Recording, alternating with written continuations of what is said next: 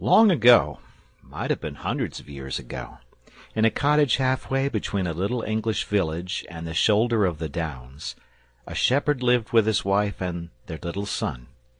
Now the shepherd spent his days, and at certain times of the year his nights too, up on the wide ocean bosom of the downs, with only the sun and the stars and the sheep for company, and the friendly chattering world of men and women far out of sight and hearing.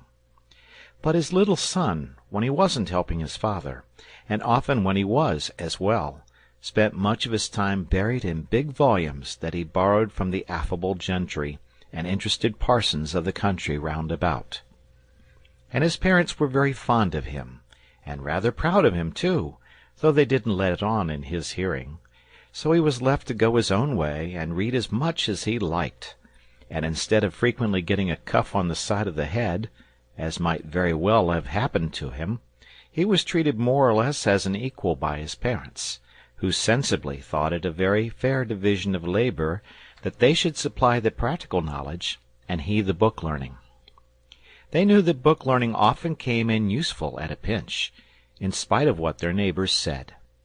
What the boy chiefly dabbled in was natural history and fairy tales, and he just took them as they came, in a sandwichy sort of way, without making any distinctions, and really his course of reading strikes one as rather sensible.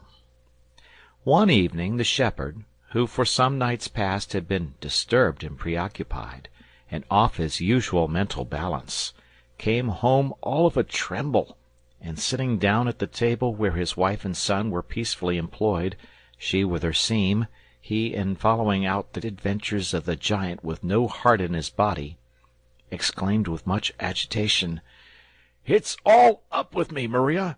Never no more can I go up on them there downs, was it ever so!" "Now don't you take on like that," said his wife, who was a very sensible woman. "But tell us all about it first, whatever it is as has given you this shake-up, and then me and you and the son here, between us, we ought to be able to get to the bottom of it." "It began some nights ago," said the shepherd. "You know that cave up there. I never liked it, somehow, and the sheep never liked it neither. And when sheep don't like a thing there's generally some reason for it. Well, for some time past there's been faint noises coming from that cave, noises like heavy sighings, with grunts mixed up in them, and sometimes a snoring, far away down, real snoring, yet somehow not honest snoring like you and me o' nights, you know." "I know," remarked the boy quietly. "Of course I was terrible frightened," the shepherd went on, "yet somehow I couldn't keep away. So this very evening, before I come down, I took a cast round by the cave quietly. And there, oh Lord, there I saw him at last, as plain as I see you." "Saw who?" said his wife, beginning to share in her husband's nervous terror. "Why, him, I'm a-telling you," said the shepherd. "He was halfway sticking out of the cave, and seemed to be enjoying of the cool of the evening in a poetical sort of way. He was as big as 4 cart-horses, and all covered with shiny scales, deep blue scales at the top of him, shading off to a tender sort of green below. As he breathed, there was that sort of flicker over his nostrils that you see over our chalk roads on a baking windless day in summer.